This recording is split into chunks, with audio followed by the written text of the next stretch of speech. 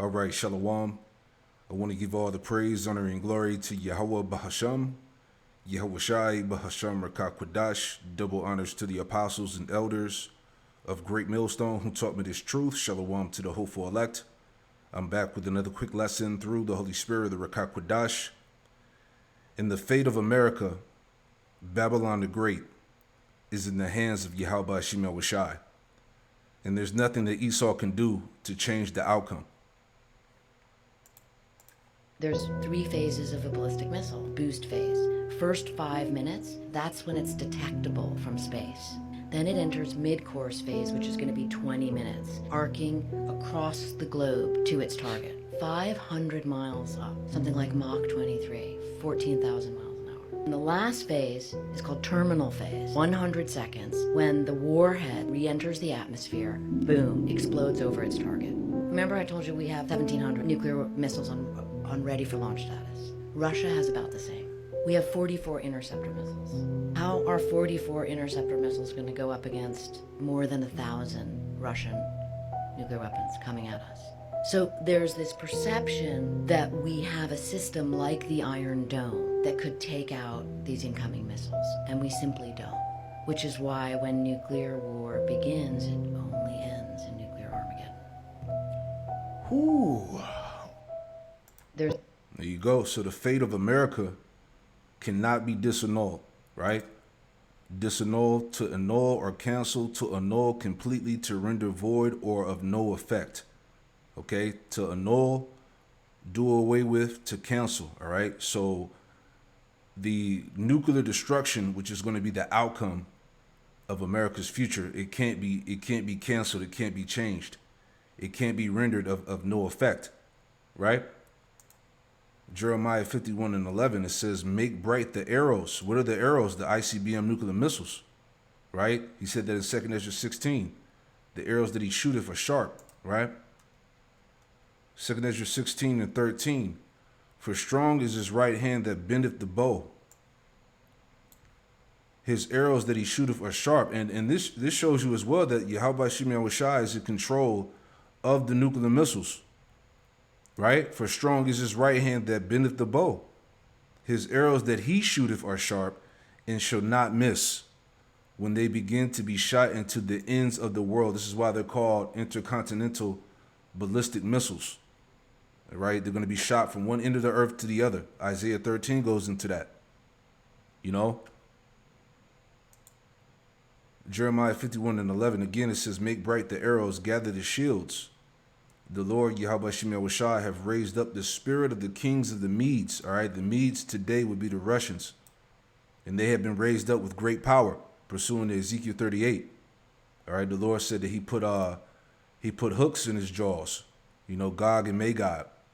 You know, the Lord built Russia up back to to a force, man.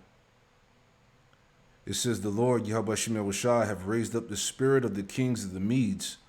For his devices against Babylon, okay, America, for his devices against Babylon to destroy it, because it is the vengeance of the Lord, Yahweh Shemel Shai, the vengeance of his temple. See? It says, set up the standard upon the walls of Babylon, make the watch strong, set up the watchmen, prepare the ambushes, right? And these nations are preparing to strike this place, man. Okay? It's all in the headlines. It's all in the news daily of what Russia and China and, these other nations that are against the West, what they're preparing to do. For the Lord Yahweh Shemel Shai have both devised and done that which he spake against the inhabitants of Babylon. All right, so this is America's future, man, being told unto you, right? Isaiah 13:17, Babylon will fall to the Medes. Behold, I will stir up the Medes against them, right? Russia, which shall not regard silver, and as for gold, they shall not delight in it.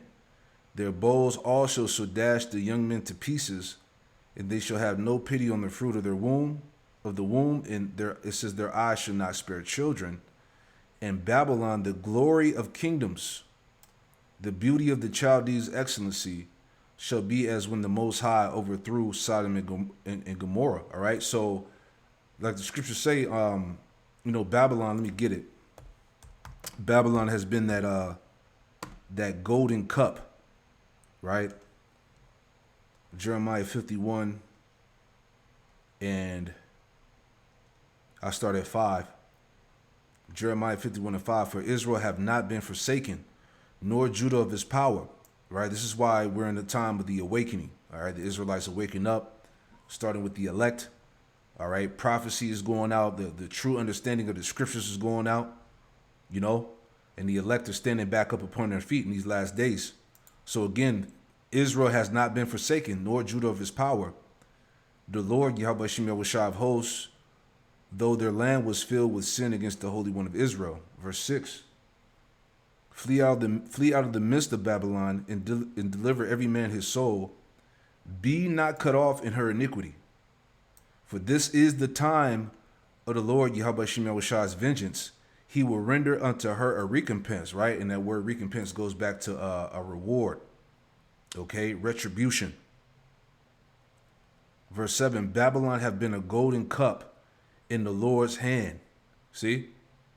Babylon have been a golden cup in the Lord's hand that made all the earth drunken. The nations have drunken of her wine, therefore the nations are mad. All right, and this is what happened when America has pushed those wicked wines and philosophies to these other nations. They have become, drunken. They have become mad, man. Adopting the Western way has totally destroyed these other nations. All right, Habakkuk the 2nd chapter goes into how's it say, when woe unto when the neighbor drinks the bottle. Let me get that too. Just thinking out loud, and I want to come back to where it says Babylon had been a golden cup in the Lord's hand. Right. Just want to look that up too. But again, that those wicked wines, real quick. Habakkuk 2 and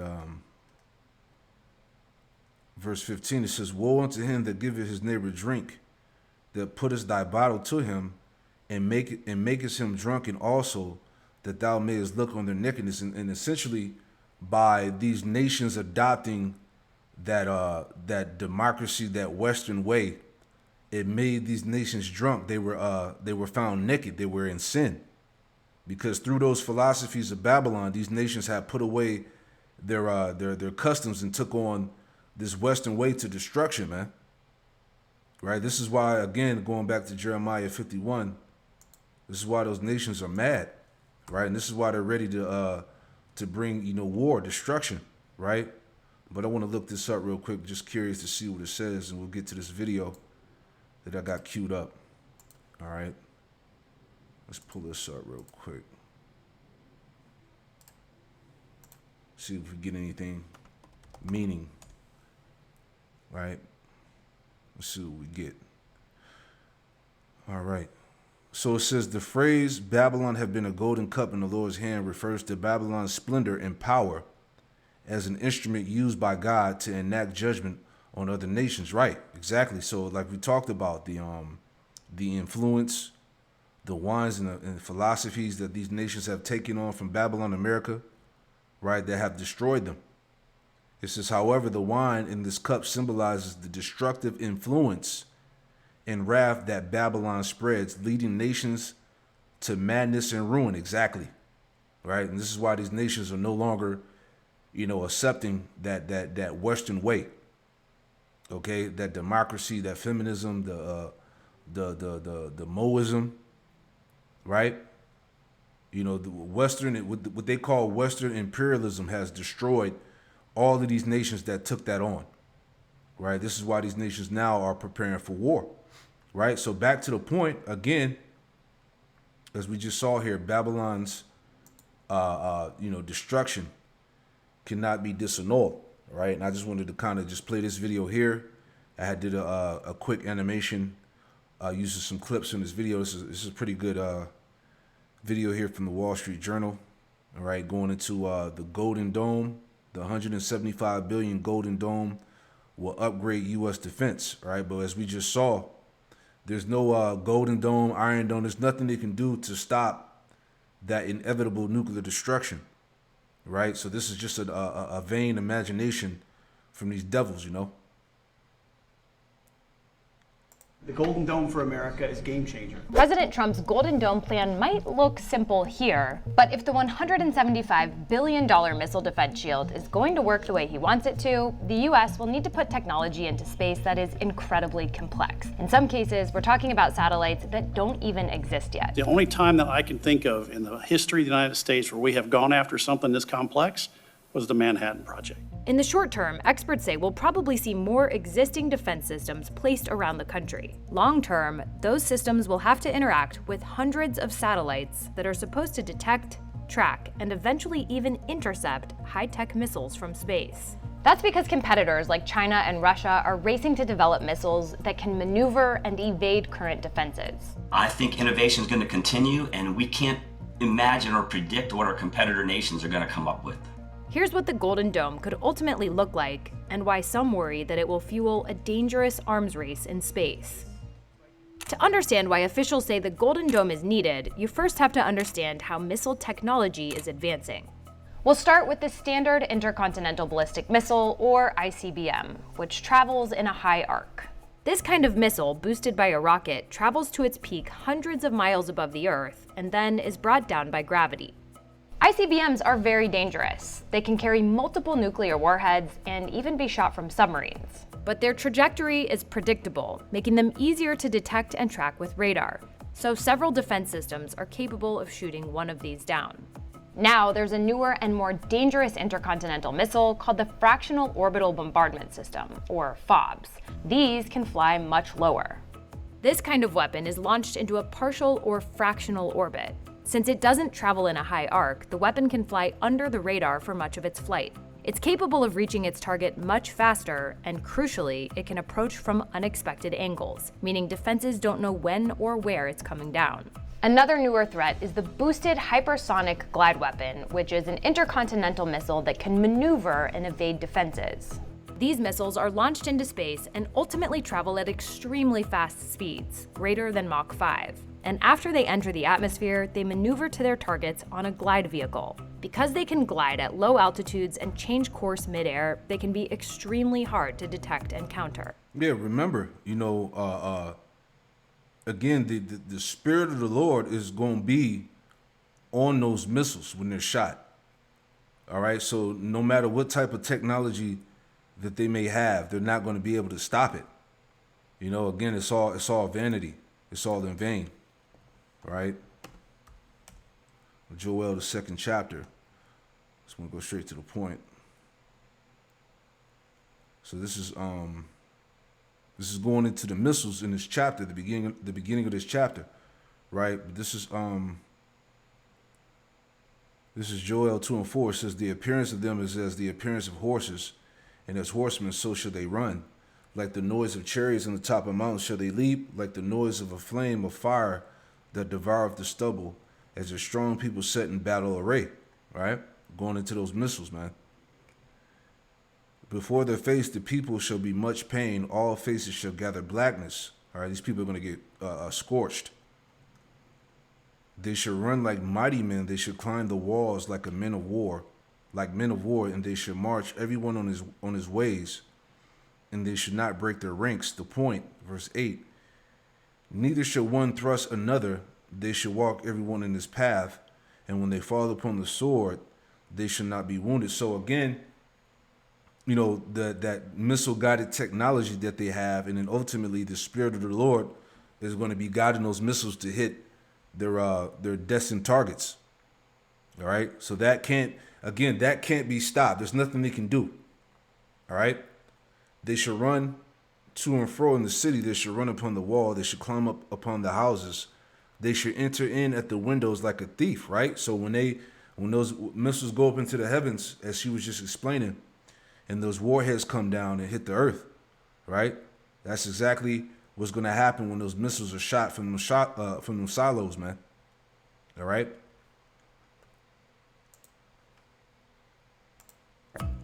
So how will the Golden Dome help upgrade the US's defenses to counter these new threats?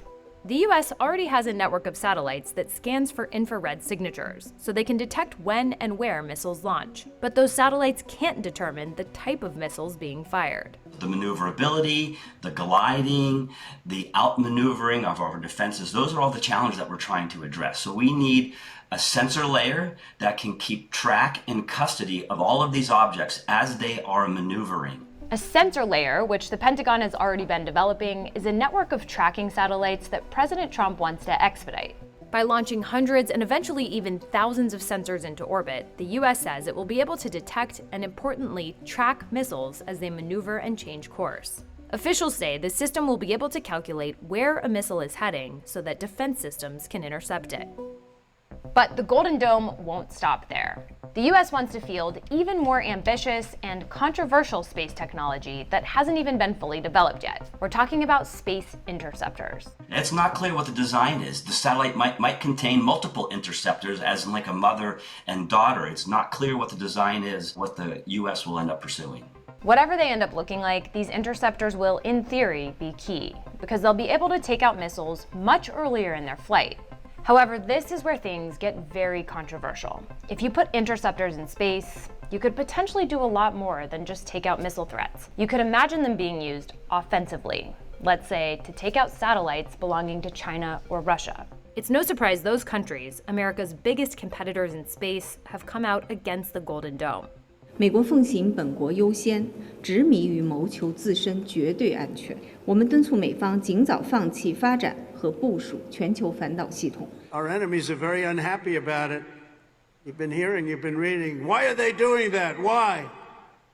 Well, we're doing it because we want to be around for a long time. That's why we're doing it. Yeah, you already said they're doing it because they want to be around for a long time, right?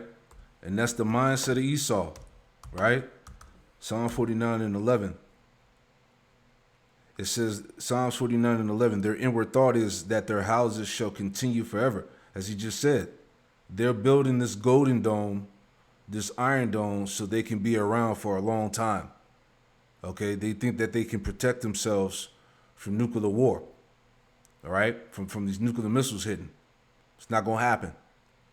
Their inward thought is that their houses shall continue forever, and their dwelling places to all generations. They called their lands after their own names, right? So that's how these Edomites think. They actually think that they're going to survive, nuclear war. That America is going to continue to thrive. Psalms 2 and 1, it says, "Why do the heathen rage and the people imagine a vain thing?" See, this golden dome is a vain idea. It's a vain thing.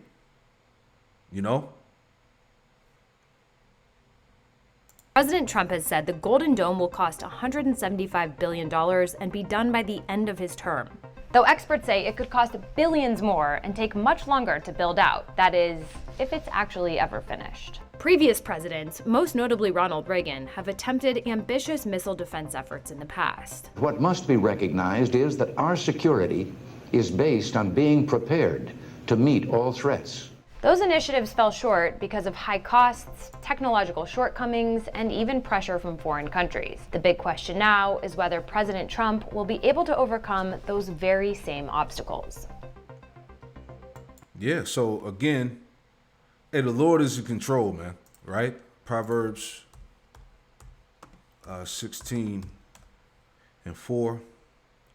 And it reads, it says, "The Lord, Yahweh Shem Yahushua, made all things for himself.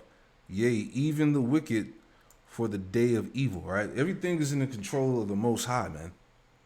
Okay, and I was just thinking about, let's see if we can pull up something.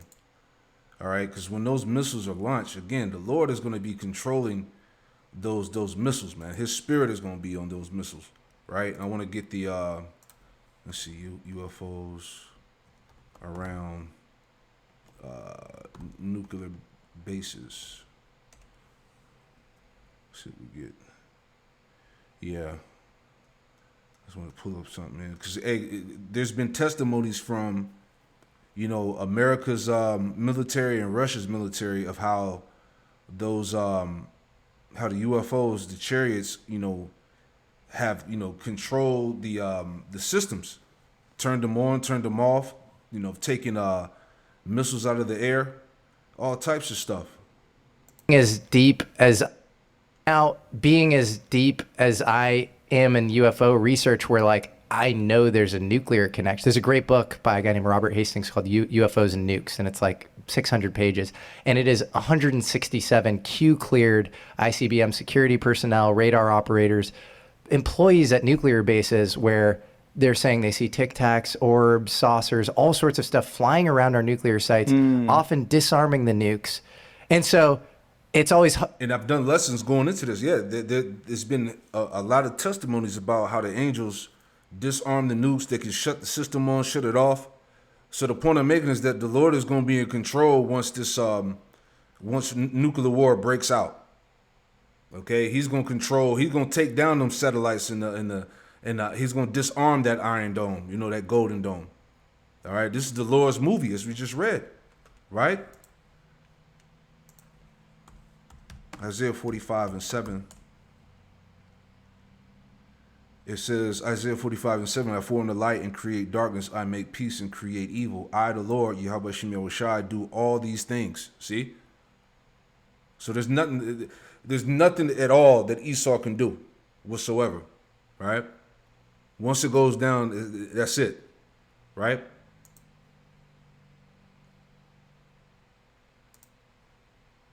Employees at nuclear bases where they're saying they see tic tacs, orbs, saucers, all sorts of stuff flying around our nuclear sites, often disarming the nukes. And so it's always tough to answer that question where you're like, what do you think of Skywatcher? I'm like, if I don't have that ontology where like UFOs are showing up around nukes constantly, which I'm deep in this, and they do. They show up all around the world. There's a town in Japan called Ino, which is next to the Fukushima prefecture. Fukushima is famous for its civilian nuclear grid, which was built in the 1970s. It has a museum dedicated to UFOs in the 90s that they built. Everybody there is obsessed with UFOs. Vice did a documentary in 2022 because they are obsessed with UFOs. There are geomagnetic anomalies they found all over this mountain, Sengan Mori there, and there are UFO researchers there, and like everybody in that town believes in UFOs. Bariloche, Argentina, 1995, you have a commercial, they're famous for, again, civilian nuclear grid, commercial pilot at Aerolíneas Argentinas or whatever, famous UFO sighting. It shuts down the power at the airport, and the thing has the plane can't land, and then it goes around in a circle, and there are people on the flight who have been interviewed. It's on the YouTube video. It's pretty simple and easy to digest. Even Roswell, 1947. The largest stockpile of American nuclear weapons to date at that time, 1947. So there are all these declassified documents. In 1949, there was an emergency meeting, declassified Air Force document that is verified between Air Force Office of Special Investigations, Army Counterintelligence, Army CIC, FBI, Office of Naval Intelligence. All these guys are emergency meeting because they're freaked out at how much UFOs are showing up around nuclear sites across the U.S.